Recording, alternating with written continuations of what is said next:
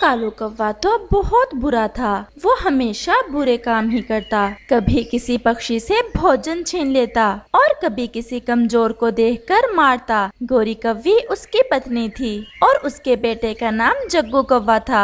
गोरी कौवी तो आजकल घोंसले में ही रहती थी क्योंकि उसने एक अंडा दिया हुआ था और उस अंडे में से बच्चा निकलने ही वाला था। इस कारण गोरी कौवी ज्यादा समय घोंसले में ही गुजारती। गौरी, अब मैं बूढ़ा होता जा रहा हूँ और अब तो जंगल के दूसरे पक्षी मुझसे ज्यादा नहीं डरते। बस मेरा जग्गू बड़ा हो जाए और हमारा जो नया बेटा आने वाला है वो भी आ जाए, फिर हम सब मिलकर उन छोटे पक्षियों को सीधा करेंगे। कालू जी, ये जरूरी नहीं है कि अंडे से बेटा कौवा ही निकले, बेटी कौवी भी तो निकल सकती है। चुप कर जा मनहूस, जैसी तेरी शक्ल काली वैसी ही बातें कर रही हो। कुछ शर्म करो, बूढ़े हो गए हो और अब तो बस कर जाओ। सारी जिंदगी बुरे काम किए, अब ही छोड़ दो। मैं तो जा रहा हूँ, मुझसे नहीं सुन होती तुम्हारी काएं काएं, और हमारे इस अंडे से बेटा ही निकलेगा, तुम देख लेना। ऐसे वो कौवा वहाँ से चला जाता है। कैसा जालिम बाप है, एक बेटा है फिर भी बेटा ही मांग रहा है। और फिर ऐसे ही 2 दिन गुजर जाते हैं। उस कौवी का अंडा टूटता है और उसमें से तो एक छोटी सी कौवी बाहर निकलती है, जिसे देख गोरी कौवी तो बहुत परेशान हो जाती है। कालू तो आते ही मुझसे लड़ाई शुरू कर देगा, इसमें मेरा क्या दोष, और इतनी सुंदर तो है हमारी बेटी। मम्मा, मम्मा मैं आ गई। मम्मा, आप तो मुझे कुछ दुखी लग रही हो, इसलिए ना कि मैंने आने में देर कर दी। मम्मा, मैं तो 2 दिन से अंडा तोड़ने की ट्राई में थी, परंतु अंडा तो टूट ही नहीं रहा था। कालू कौवा भी सैर सपाटे करके वापस लौट आता है। अब मेरी बेटी के सामने उल्टी सीधी बातें ना करना, जो हुआ भगवान की इच्छा। मुझे तो पहले ही पता था, तुम्हारे अंडे से तो बेटी ही निकलेगी। अब लाना भोजन और खिलाना इसे, मुझसे नहीं पेट भर होगा तुम्हारी इस काली शक्ल वाली बेटी का। पापा, मैं कौवे की बेटी हूँ तो काली ही होंगी ना।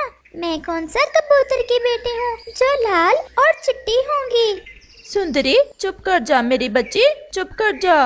रात को सुंदरी और उसकी मम्मा गोरी कौवी सोए हुए थे, परंतु कालू कौवा तो जाग रहा था। वो तो अपने अंडे से बेटी निकलने से बहुत परेशान था। अब मैं कैसे भोजन लाकर खिलाया करूँगा इसे, अगर बेटा होता तो दूसरे पक्षी मुझसे डरते। अब मैं इसकी रक्षा किया करूँगा या कुछ और, मुझे कुछ ना कुछ तो करना होगा जिससे मेरी जान छूट जाए इस बेटी से।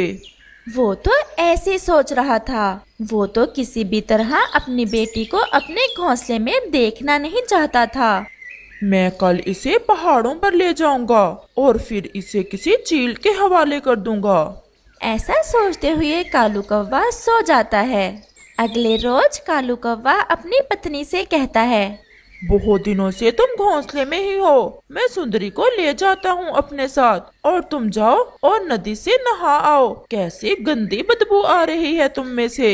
ऐसे बोल रहे हो जैसे खुद से खुशबुएं बखेर रहे हो। ज्यादा बातें ना किया करो, अगर किसी दिन मुझे गुस्सा आ गया तो छोड़ूंगी नहीं। मैं जा रही हूँ और तुम मेरी सुंदरी का ध्यान रखना। ऐसे गोरी कौवी नदी पर चली जाती है और कौवा अपनी बेटी को ठिकाने लगाने के लिए साथ ले जाता है। वो पहाड़ों पर जाता है। अभी वो बैठा ही था कि वहाँ चिड़िया और कबूतर आ जाते हैं। कालू, क्या ये तुम्हारी बेटी है? हाँ, मेरी ही बेटी है ये, सुंदरी नाम रखा है हमने इसका।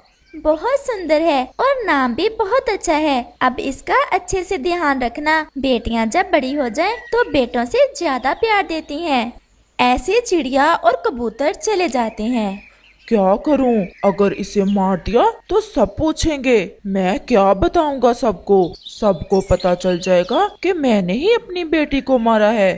फिर कौवे के दिमाग में एक शैतानी आती है। मैं इसे ऐसे मारूंगा कि किसी को पता भी ना चले। सुंदरी, मैं तुम्हें एक बात बताता हूँ, परंतु पहले वचन दो, तुम किसी को बताओगी नहीं। नहीं बताऊंगी मैं। पापा जी आप बताएं, क्या बात है? सूखे दाने के अलावा अगर कोई भी चीज तुम्हारी मम्मा तुम्हें खाने को दे तो ना खाना। अगर तुम कोई फल वगैरह खाओगी तो तुम्हारे पंख सूख जाएंगे और फिर तुम कभी भी उड़ नहीं सकोगी और हमेशा हमेशा के लिए अपाहज हो जाओगी। सूखा दाना भी केवल एक ही खाना है रोज का। परंतु पापा, जग्गू भैया भी तो खाता है फल। वो लड़का कौवा है और तुम लड़की कौवी, इसलिए अगर नहीं विश्वास तो खा कर देख लेना। नहीं नहीं पापा जी, मैं तो फल कभी भी नहीं खाऊंगी। मैं तो केवल एक ही दाना खाया करूंगी। और ऐसे खुद ही मर जाओगी। मुझे तुम्हें मानना ही नहीं पड़ेगा। पापा जी, क्या कहा? कुछ नहीं, चलो अब घर चलें और अपनी मम्मा को या किसी को भी नहीं बताना कि मैंने तुम्हें ये राज की बात बताई है। वो सब चाहते हैं कि तुम्हारे पंख सूख जाएं और तुम उड़ ना सको। फिर ऐसे कालू कौवा अपनी मासूम बेटी सुंदरी कौवी को लेकर वापस हो लेता है। इतनी देर कर दी कालू जी, कहाँ चले गए थे सुंदरी को साथ लेकर? हम घूमने गए थे। अच्छा सुंदरी, ये कुछ फल हैं, तुम खा लो। मैंने और तुम्हारे भाई ने तो खा लिए हैं। नहीं मम्मा, मेरा तो फल खाने को दिल नहीं कर रहा। सुंदरी ऐसा कहते हुए अपने पापा की तरफ देख रही थी। पापा के साथ गई थी ना, कुछ खाकर पेट भरा हुआ होगा, चलो सुबह खा लेना। फिर ऐसे कुछ दिन गुजर जाते हैं। गोरी की बेटी तो बहुत कमजोर हो गई थी, वो तो जरा भी भोजन ना खाती। सुंदरी, बस जब तुम थोड़ी सी और बड़ी हो जाओगी तो फिर सब खा लिया करना। तुम तो बहुत बुद्धिमान हो, जो किसी को बताया भी नहीं कि मैंने तुमसे कहा है। कुछ खाने से तुम्हारे पंख सूख जाएंगे। मैं अपने पापा की राज की बात भला कैसे किसी को बता सकती हूँ? मेरा पापा मेरा ही तो अच्छा सोचते हैं। वो छोटी मासूम कौवी ये कब जानती थी कि उसका पापा तो उसे मारना चाहता है।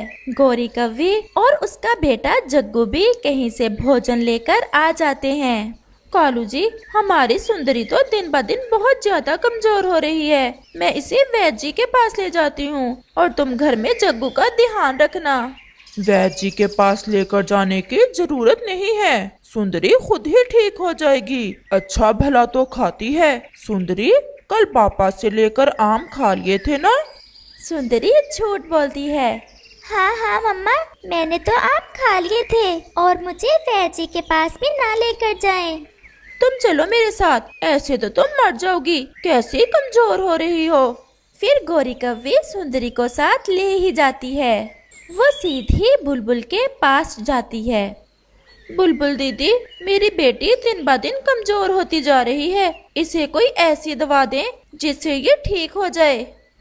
मुझे तो इसे देखकर लग रहा है कोई खौफ इसके दिल में बैठा हुआ है, जिस कारण ये कुछ खाती नहीं है और ऐसी हो गई है। आप ये दवा ले जाएं, इससे इसे भूख ज्यादा लगेगी और ये स्वस्थ हो जाएगी। मैं सुंदरी की दवा में ये जहरीले पत्ते मिला दूंगा, ऐसे किसी को पता भी नहीं चलेगा और मेरी जान छूट जाएगी उस बेटी से। ऐसे कालू कौवा कुछ जहरीले बूटी के पत्ते अपने साथ ले जाता है। गोरी भी दवा लेकर आ गई थी। कालू जी, मुझे तो पानी पीने जाना है, मैं आकर दवा दूंगी सुंदरी को। बुलबुल दीदी बोल रही है कि इस दवा को खाने से हमारी सुंदरी ठीक हो जाएगी। पानी तो मुझे भी पीना है, चलो हम दोनों ही चलते हैं। फिर वो दोनों पानी पीने चले जाते हैं। वो जैसे ही जाते हैं, उनका बेटा जग्गू वो जहरीले पत्ते उठाकर खा लेता है और वो तो मर जाता है। भैया, क्या हुआ आपको? भैया, ये क्या खा लिया है आपने? आप बात क्यों नहीं कर रहे? गोरी और कालू जैसे ही वापस आते हैं तो अपने बेटे को मरा हुआ देख रोने लग जाते हैं। मेरी दवा के पास कुछ पत्ते पड़े थे, वो खा लिए हैं भाई ने और बोल नहीं रहा। कालू तो खामोश था और रोए जा रहा था। कालू, ये क्या हो गया? मेरा जग्गू कैसे मर गया? ऐसे कैसे हुआ? कालू कौवा अपनी बेटी सुंदरी कौवी को अपने सीने से लगा लेता है। सुंदरी, आज के बाद तुम सब कुछ खा लेना मेरी बेटी। पापा, फिर मेरे पंख तो नहीं सूखेंगे? नहीं सूखेंगे, नहीं सूखेंगे मेरी बेटी। गोरी कव्वी रो रही थी और उसे कुछ समझ नहीं आ रहा था सुंदरी ऐसा क्यों कह रही है। ऐसे उस कव्वे को पता चल जाता है कि चाहे कितनी भी कोशिश कर लो, जिसे ऊपर वाला बचाना चाहे उसे कोई मार नहीं सकता और वो अपनी बेटी से प्यार करने